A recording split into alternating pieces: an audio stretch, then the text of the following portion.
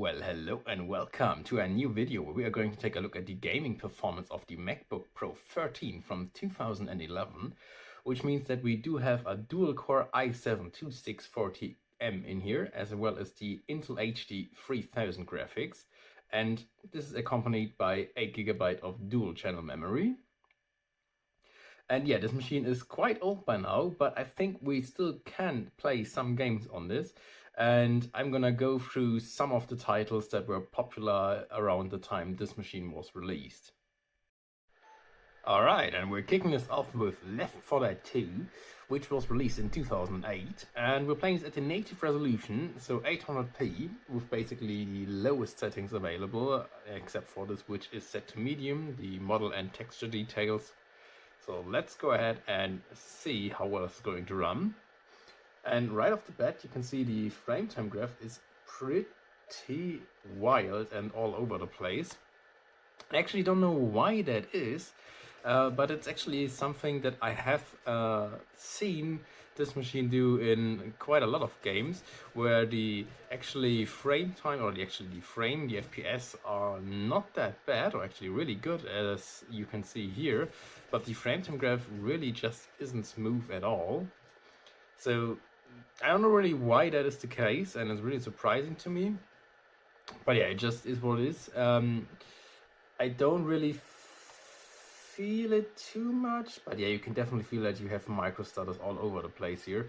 I mean, obviously they aren't too concerning, and you can still play the game fine, I guess, but I think other machines with the same kind of hardware that this one features should not have the same issue that the MacBook Pro here has.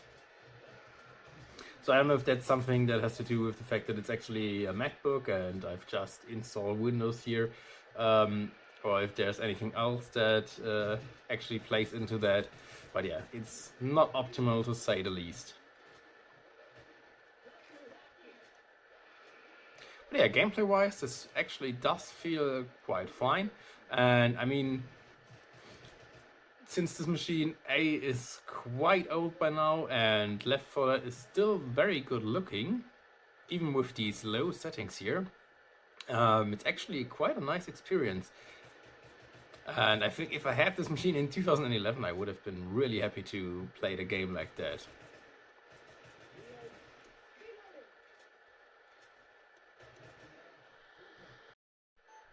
And for the second game, we're gonna play Counter-Strike Source, which actually was released in 2004, but since Counter-Strike Global Offensive is no longer a thing, and Counter-Strike 2 definitely will not run on this machine, this is the closest we can get here.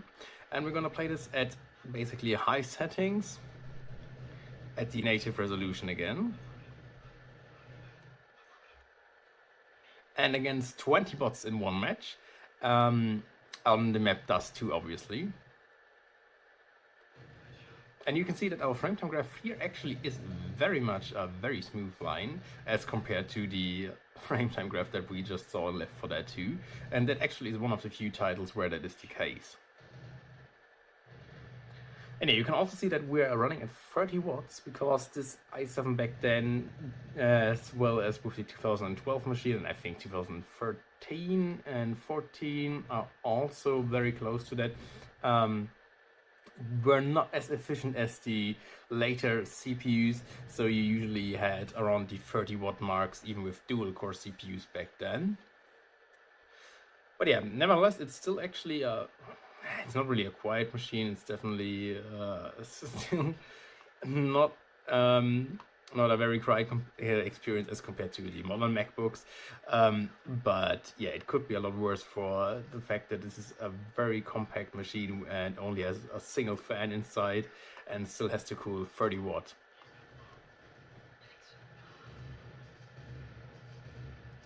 I think those guys are a little too far away for a shotgun, so let's see if they actually come here.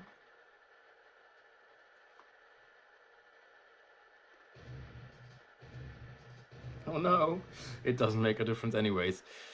Alright, but yeah, you can definitely see that this is completely perfectly playable. Even with the high settings, you're hovering around the 100 FPS mark, so no problem there. And for our next game, we're gonna jump a heck of a lot in time, going to Battlebit Remastered, so a very recent title, which definitely doesn't really require the latest and greatest hardware to play, but we're still gonna need the potato settings and even set down our resolution scale to 50%. And yeah, even then it's going to be rough. I'm not gonna lie, but I mean, the fact that we are playing this on a 13-inch screen or a 13-inch MacBook Pro, which by now is 14 years old and still can even start this game, is definitely a testament to the fact that even in this 127 multiplayer mode, it is a very well optimized game, even though obviously it's not the most beautiful looking either. But yeah, I still think it's amazing that we can even start and play this game at all, even though it's obviously not the greatest experience here. But yeah, it's very blurry, even at the 13-inch screen size, it is very blurry. But yeah, I mean, it does run, and even the potato settings and stuff don't look all that bad as compared to other settings in this game, simply due to the fact that obviously it never looks all that great with all the Minecraft art style looking here. But yeah, it's definitely not going to be a very fun experience for you to play here, and I don't think you're gonna get too many kills and take too many objectives playing like that. I mean, you can see our frame time graph is all over the place once again. I don't really know why that is, because Battlebit definitely is a game that usually has a very flat frame time graph in my experience, but I also have not played it on such an old hardware yet. But yeah, I mean, you can see it's not really a great experience, and I wouldn't really recommend you playing it, even though it obviously would be one of the few modern titles that you actually could get to run on this machine. Alright, next up is the Elder Scrolls Morrowind. So, very old title by now. I don't really think Skyrim is going to run on this machine, but we're gonna test Oblivion later. But yeah, we're gonna test Morrowind here at 7680p with basically, I guess, the highest settings here available, since every slider is set to the max here. So let's go ahead and see how well this is going to run. And we actually do have a very smooth frame time graph, to be honest. I mean, we're just sitting at 30 FPS, even though neither our GPU nor our CPU are actually utilized here. So that's quite interesting. But yeah, I mean, we do have at least a very stable FPS here, so that's perfect here. And I have to admit, I did cheat my way out of the tutorial, so I can't actually use anything here, and I don't think I can sprint either. But yeah, since it's just about walking around for a few seconds and seeing how the FPS will change here, I hope this is fine. Okay, so we're gonna see some dips here when we're loading into a new area, but that is to be expected and nothing to worry about. And then apart from that, I guess you will have a great time playing this title, since you don't really need 60 FPS in Morrowind in order to enjoy the game. And yeah, this should be perfectly fine and playable for everybody who has this machine and wants to try this old title.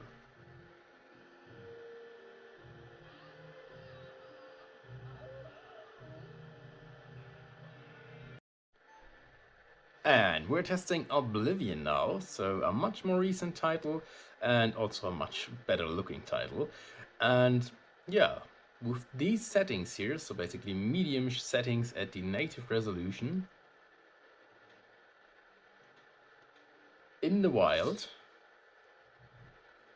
and I did some shit, I did no shit, okay. And yeah, I think we do see like the worst case scenario here, since we have a lot of vegetation around us, and that should be the hardest thing to render in this game.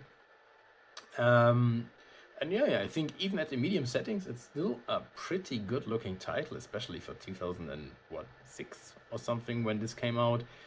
And yeah, you can see our frame time graph is still all over the place again. I don't really know why that is the case. I mean, I can definitely still feel some of these micro stutters as well. So that is obviously not perfect.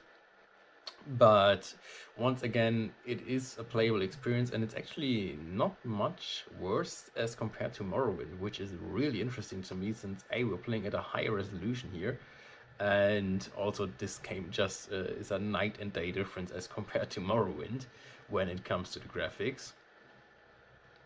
So very interesting. And let's go and fight off this wolf really quick.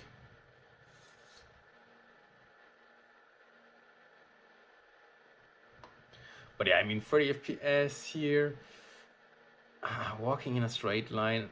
I don't know if you can see that actually from the recording, but yeah, it looks like an online shooter where you are having trouble with your internet connection.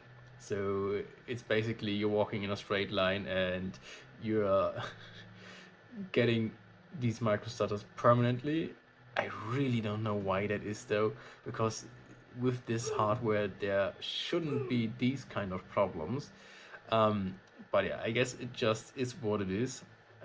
These huge dips where you're just loading in new areas are completely normal, so that's nothing to worry about. But yeah, having these touches permanently for no apparent reason whatsoever is very annoying and very sad, because otherwise this would be a very fine gameplay experience here.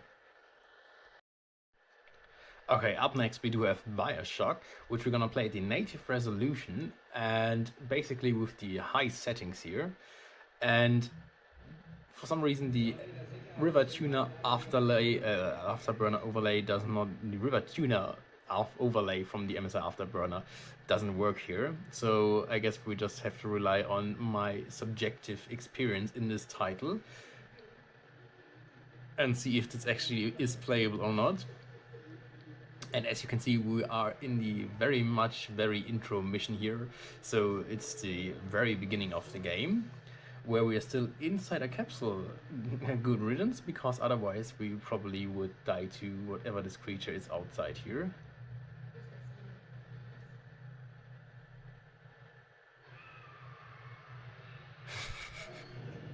Okay. And I have to say, I mean, I was never really a big fan of the Bioshock series, except for one title, and didn't play like the first and the second one at all, and therefore don't really know how this is going to look like. Okay, let's just take that here.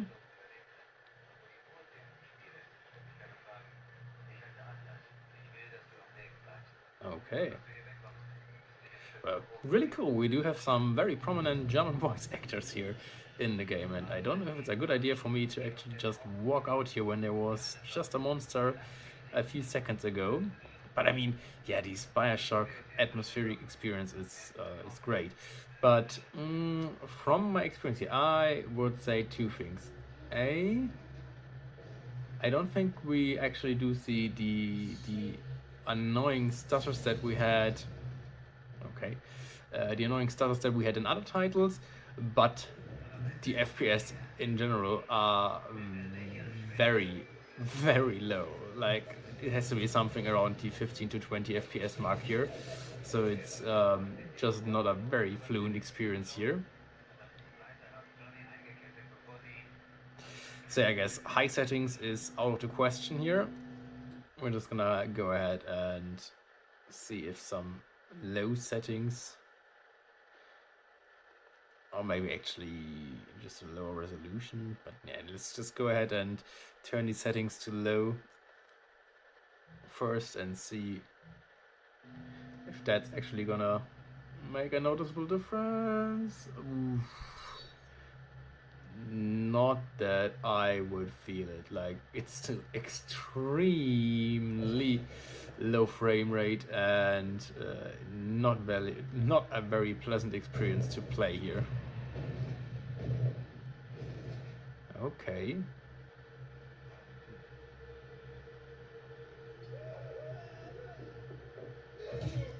Ow.